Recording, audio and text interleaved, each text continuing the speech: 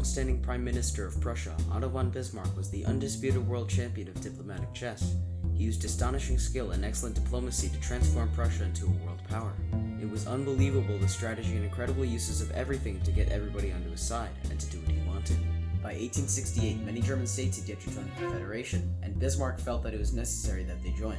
Whereas many other leaders would just ask them or invade subjugate them, Bismarck wasn't that kind of guy.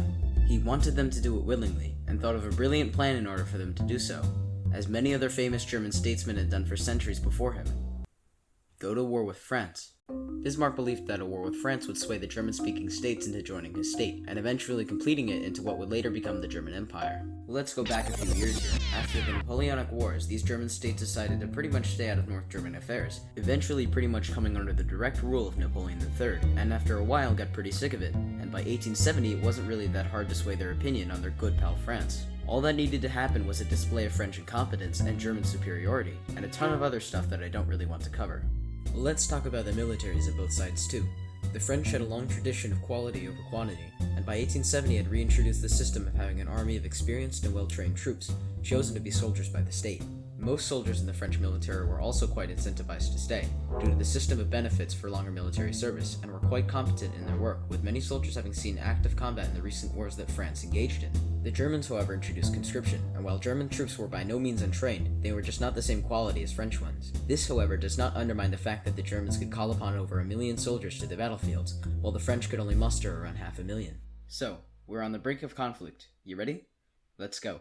France declares war on the North German Confederation in 1870, beginning the Franco Prussian War. The French ranks sweep through the Rhineland, taking Saarbrücken in a matter of days. Led originally by the general Charles Froissart, the French made quick progress, using their vastly superior armaments, which included the new Chassepot rifle, the base for all modern small arms, and a Gatling gun-like volley gun called the mitrailleuse, and trained troops to push the defenders back.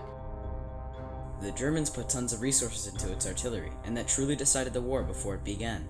They developed breech-loading howitzers, rifled artillery cannons capable of landing hell on its opponents, and its destructive power could never fully be shown by me.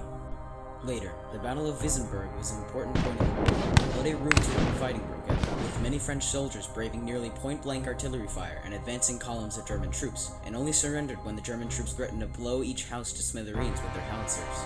The Germans were making vast progress, carving out miles of French territory as they advanced towards Paris. Napoleon had to do something, and royally gave General Macmahon command of the remaining French forces, and ordered him to engage the three German armies.